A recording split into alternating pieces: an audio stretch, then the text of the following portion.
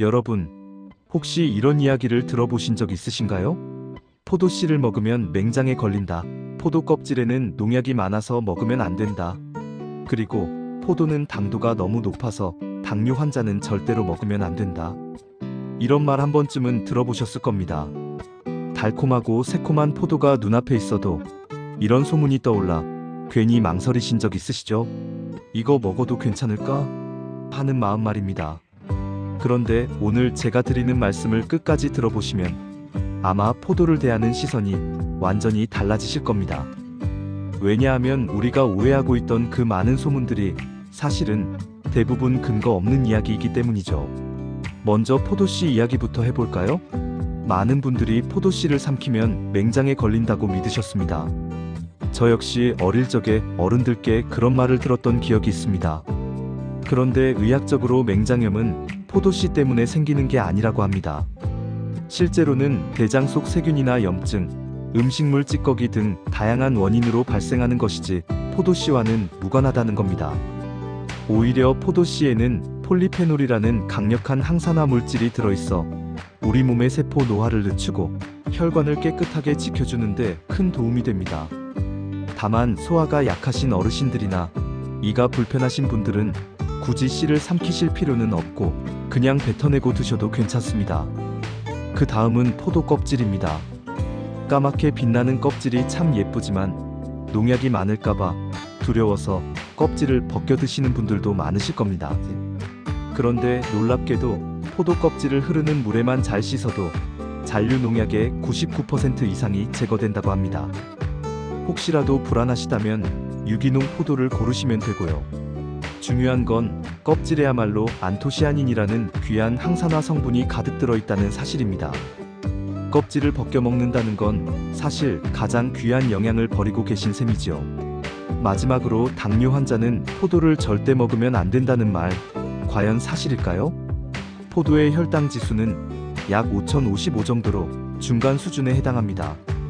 즉, 적당히 먹으면 당뇨 환자분들도 충분히 즐길 수 있다는 뜻입니다. 물론 주의할 건 있습니다. 생포도는 괜찮지만 포도즙이나 건포도처럼 당분이 농축된 형태는 혈당을 급격히 올릴 수 있기 때문에 피하셔야 한다는 점이지요. 결론적으로 소문과는 달리 포도는 오히려 어르신들의 건강에 든든한 과일이 될 수 있습니다. 이제 본격적으로 포도가 왜 그렇게 좋은지 말씀드리겠습니다. 포도의 진짜 힘은 껍질과 씨앗에 들어있습니다.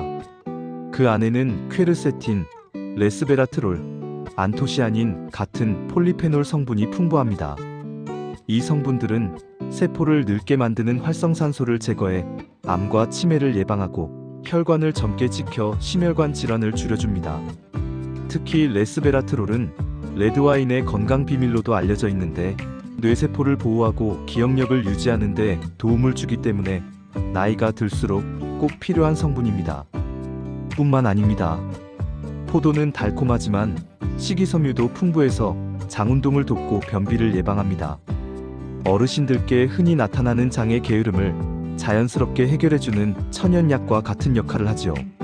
비타민C와 K 역시 듬뿍 들어있어 면역력은 물론 피부 건강, 뼈 건강까지 챙길 수 있습니다. 이렇게 보니 포도는 그야말로 작은 알맹이에 건강이 가득 담긴 슈퍼푸드라 해도 지나치지 않습니다. 그렇다고 무조건 아무 음식과 함께 드셔도 되는 건 아닙니다. 포도와 상극을 이루는 음식들이 있습니다. 예를 들어 오이와 당근에는 아스코르비나아제라는 효소가 들어있어서 포도의 비타민C를 파괴합니다. 즉, 포도 샐러드를 만드실 때는 오이나 당근을 함께 넣지 않는 것이 좋습니다. 또 우유 역시 포도와 좋은 조합이 아닙니다. 우유 속 단백질이 포도의 레스베라트롤 흡수를 방해하기 때문에 건강 효과가 줄어들죠.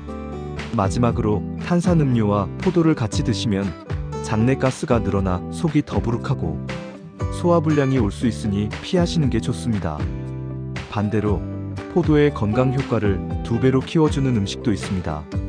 아몬드, 잣 같은 견과류는 포도의 폴리페놀과 만나면 항산화 효과와 혈관 건강에 큰 도움을 줍니다. 바나나는 포도의 항산화 성분 흡수를 도와주고 요거트는 포도의 식이섬유와 만나 장 건강을 튼튼히 해줍니다. 특히 요거트 샐러드나 스무디에 포도를 넣으면 맛도 좋고 영양도 배가 되지요. 자, 그럼 포도를 어떻게 먹으면 가장 건강하게 즐길 수 있을까요? 먼저 포도씨에 대해 불안해하실 필요는 없습니다. 맹장염과는 무관하니 마음 편히 드셔도 됩니다. 다만 소화가 약하신 분은 씨는 뱉으시면 되고요. 껍질 역시 깨끗하게 씻어 드시면 농약 걱정은 줄어듭니다. 당뇨 환자분들도 적정량의 생포도는 괜찮으니 안심하셔도 됩니다. 다만 포도즙이나 건포도는 삼가셔야겠죠. 그리고 하루 식단 속에서 포도를 이렇게 활용해 보시면 좋습니다. 아침에는 포도에 요거트와 견과류를 곁들여 드세요. 장 건강과 뇌 건강에 탁월하고 활력도 채워줍니다. 점심 식사 후에는 포도 한 줌을 단독으로 드시면 천연 포도당이 피로를 풀어주고 비타민 C와 레스베라트롤이 졸음을 막고 노화를 늦춰줍니다. 운동하시는 분들은 운동 전 포도로 에너지를 보충하시고 운동 후에는 항산화 효과로 근육 염증을 줄이는 효과까지 보실 수 있습니다. 결국 포도는 단순한 간식이 아니라 건강 루틴 속에서 약처럼 활용할 수 있는 과일입니다. 지금까지 우리가 잘못 알고 있던 소문은 대부분 사실이 아니었고 오히려 포도는 시니어분들의 혈관을 지키고 뇌를 젊게 하고 장을 튼튼하게 해주는 훌륭한 친구였습니다. 이제는 주저하지 마시고 오늘 저녁에 포도 한 줌 올려보시는 건 어떠실까요? 껍질째, 씨까지 건강하게 드시면 더 큰 효능을 얻으실 수 있습니다. 다만 궁합이 맞지 않는 음식만 피하시고 견과류나 요거트처럼 좋은 친구들과 함께라면 포도는 분명 여러분의 건강을 지켜주는 최고의 보약이 될 것입니다. 오늘 영상이 도움이 되셨다면 좋아요와 구독 꼭 눌러주시고요. 소중한 가족분들과 이 영상을 함께 공유하셔서 다 같이 건강한 삶 누리시길 바랍니다.